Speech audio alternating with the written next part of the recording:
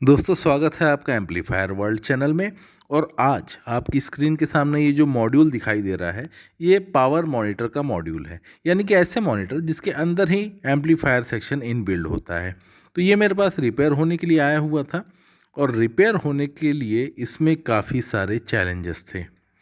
तो चलिए मैं आपको इसकी डिटेल दे देता हूँ। तो ये इलेक्ट्रोवॉइस कंपनी का है ELX 115।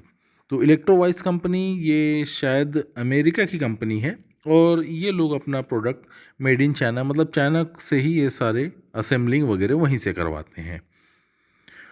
तो ये एक प्रोफेशनल पावर मॉनिटर है। इसका इस्तेमाल बेहतरीन क्वालिटी की ऑडियो के लिए किया जाता है। दोस्तों इसका कंस्ट्रक्शन बहुत ही गजब लाजवाब होता है, इसे state of the art technology भी कह सकते हैं। तो यहाँ पर देखिए मास्टर वॉल्यूम कंट्रोल है और यहाँ पर कुछ कंट्रोल्स दिए हुए हैं स्विच के रूप में, जैसे कि आप इक्वलाइज़र ऑन ऑफ कर सकते हैं, सबवूफर को इन एंड आउट कर सकते हैं। और यहाँ पर देखिए दो इनपुट है, एक तो इनपुट 1 है, दूसरा इनपुट 2 है। तो इनपुट 1 एंड इनपुट 2, तो यहाँ पर दोनों के ही सेपरेट कंट्रोल्स हैं और left right auxiliary input. And यहाँ पर एक स्विच और है, इसके जरिए आप इनपुट 2 में माइक्रोफोन या फिर लाइन इन भी कनेक्ट कर सकते हैं स्विच के जरिए। तो अब इसका बैक साइड देखते हैं। तो इसका जो बैक साइड है इसमें आप देख सकते हैं कि इसका जो पावर सप्लाई है वो SMPS को लेकर डिज़ाइन किया गया है, यानी कि इसके पावर सप्लाई में ट्रांसफार्मर का इस्तेमाल न करते हुए एक SMPS का इस्तेमाल किया गया है। SMPS का इस्तेमाल इसलिए किया गया है कि इसके अंदर जो भी पावर एम्पलीफायर लगा हुआ है वो क्लास D सीरीज़ का है। तो यहाँ पर देखिए इनपुट मॉड्यूल है। इनपुट मॉड्यूल में सारे कंट्रोल्स सामने की तरफ है और इनपुट सॉकेट्स PCB पर ही माउंट है। और ये इनपुट मॉड्यूल बहुत ही ज़बरदस्त कंस्ट्रक्शन है इसका, और ये इतना एडवांस है और इतनी हाई क्वालिटी का ऑडियो प्रोड्यूस करता है कि जिसके वजह से इस इलेक्ट्रोवॉइस इस इक्विपमेंट का नाम अलग ही लेवल पर है। इसके अंदर 3 क्लास D के एम्पलीफायर बोर्ड हैं और यहाँ पर 2 एम्पलीफायर बोर्ड को ब्रिज किया गया है जो कि मेन सबवूफर को या वूफर को चलाते हैं, और यहाँ पर एक अलग से एम्पलीफायर है जो कि स्पेशली हाइस को चलाता है। और ये मॉड्यूल इतना परफेक्टली फिटिंग हो जाता है, देखिए एक छोटे छोटे मॉड्यूल इस तरीके से प्री एम्पली सेक्शन से कनेक्ट होते हैं और बाहर निकल आते हैं। तो इसे इस तरीके से यहाँ पर सॉकेट में फिट किया जा सकता है और नीचे से बोल्ट टाइट करके इसे दोबारा लगाया जा सकता है। तो ये बहुत ही बेहतरीन क्वालिटी की फ़िटिंग है इसमें। लेकिन यहाँ पर एक समस्या आ गई, ये क्लास D का मॉड्यूल ये ख़राब हो गया और इस वजह से इसको कई जगह रिपेयरिंग के लिए दिया गया, लेकिन कहीं पर भी इसको रिपेयरिंग करने की कामयाबी नहीं मिली।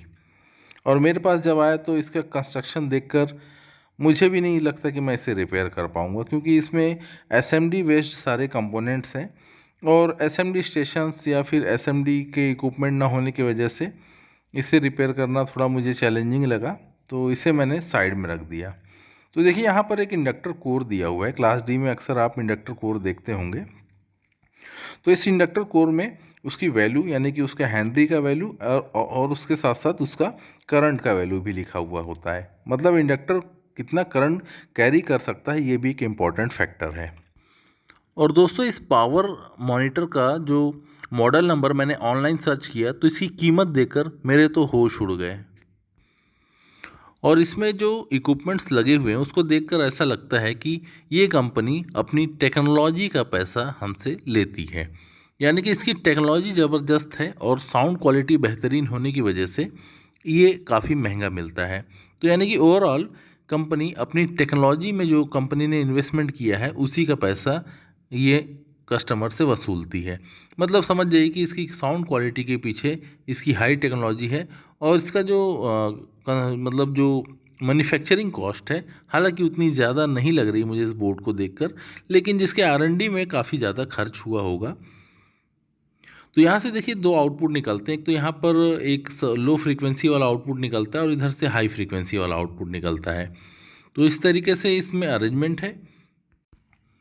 तो दोस्तों यहाँ पर ये तीनों ही क्लास डी के मॉड्यूल फेल हैं, मतलब इनमें खराबी आ चुकी है। अब इनकी जगह सेम ऐसे मॉड्यूल मिलना मुश्किल हो रहा था और मार्केट में जो क्लास डी के बोर्ड मिलते हैं उसे लगाना यहाँ पर मुझे सही नहीं लगा, क्योंकि उनमें वो क्वालिटी नहीं होती है। तो यहाँ पर मैंने एक क्लास ए बी एम्पलीफायर को लगाने का डिसीजन लिया।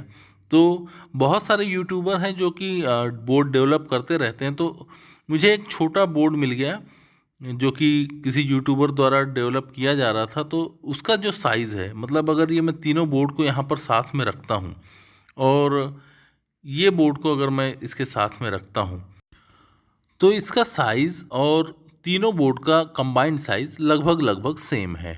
तो यानी कि मुझे स्पेस का प्रॉब्लम नहीं होगा। तो दोस्तों यहाँ पर जो पुराना क्लास डी बोर्ड था उसका मेन हीट सिंक यही पैनल था।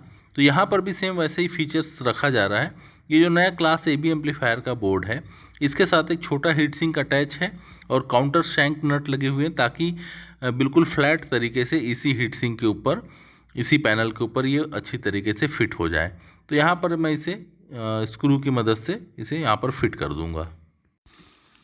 तो दोस्तों कंप्लीट फिटिंग और वायरिंग के बाद, मतलब जो प्री एम्पलीफायर से जो आउटपुट निकल रहा था, सिग्नल आउटपुट, मैंने इसमें जोड़ दिया, स्पीकर वायर जोड़ दिए, पावर सप्लाई के वायर जोड़ दिए। तो इस तरीके से फिटिंग होने के बाद ये बोर्ड यहाँ इस तरीके से है।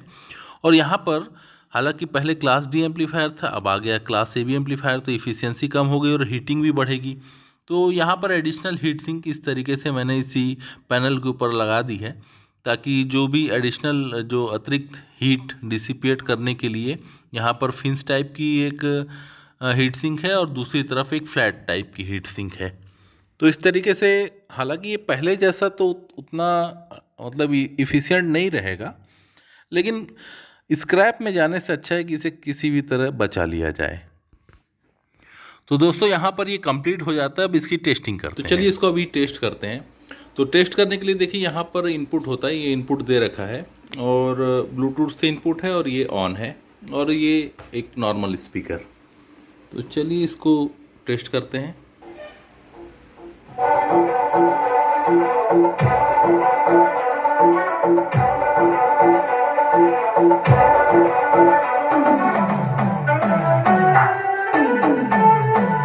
तो दोस्तों इसके अंदर जो क्लास ए बी का एम्पलीफायर लगाया गया है वो 3 चैनल का पावर एम्पलीफायर है और 3 चैनल में 2 चैनल को ब्रिज किया गया है और एक चैनल जो कि ट्यूटर को ड्राइव कर रहा है, यानी कि हाइस को ड्राइव करेगा। तो इस तरीके से ये एम्पलीफायर का जो मेन कॉन्सेप्ट था उसको उसी तरीके से मेंटेन रखा गया और इस टाइप से जस्ट ओनली पावर स्टेज हमारी जो है वो क्लास ए बी में कन्वर्ट हो गई और आउटपुट स्टेज में NJW 0281 एंड 302 ये पावरफुल ट्रांजिस्टर यूज़ किए गए हैं। तो इस तरीके से इसका जो क्वालिटी भी मेंटेन रखा जाए, लेकिन जो एफिशिएंसी की बात है उसमें थोड़ा वीक हो रहे हैं, लेकिन किसी न किसी तरह इसे रिस्टोर कर लिया गया, यही बहुत बड़ी बात है। तो चलिए दोस्तों अब इसकी टेस्टिंग देख लेते हैं, इसका साउंड आउटपुट वगैरह कैसा आ रहा है। अभी यहाँ से अभी बेस पे शिफ्ट करते हैं। अभी देखिए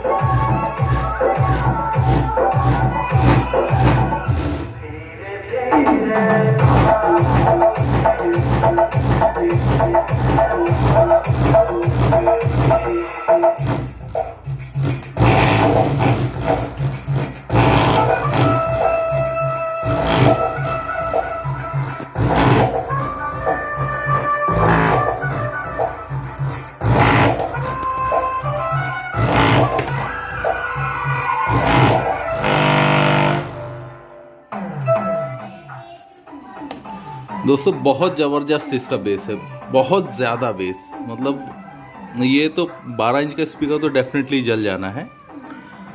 और इसमें इक्वलाइज़र ऑन ऑफ और ये मिड रेंज विथ सब एंड फुल रेंज का फैसिलिटी है।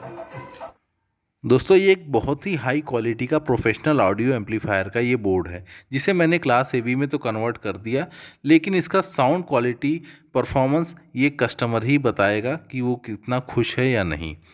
हालांकि मैंने चेंजेस तो कर दिया, लेकिन जो ऑनलाइन हम लोग खरीद के बोर्ड खरीद के जो एम्पलीफायर बनाते हैं उसका क्वालिटी और प्रोफेशनल कंपनी की क्वालिटी में ज़मीन आसमान का अंतर होता है। तो देखते हैं क्या होता है।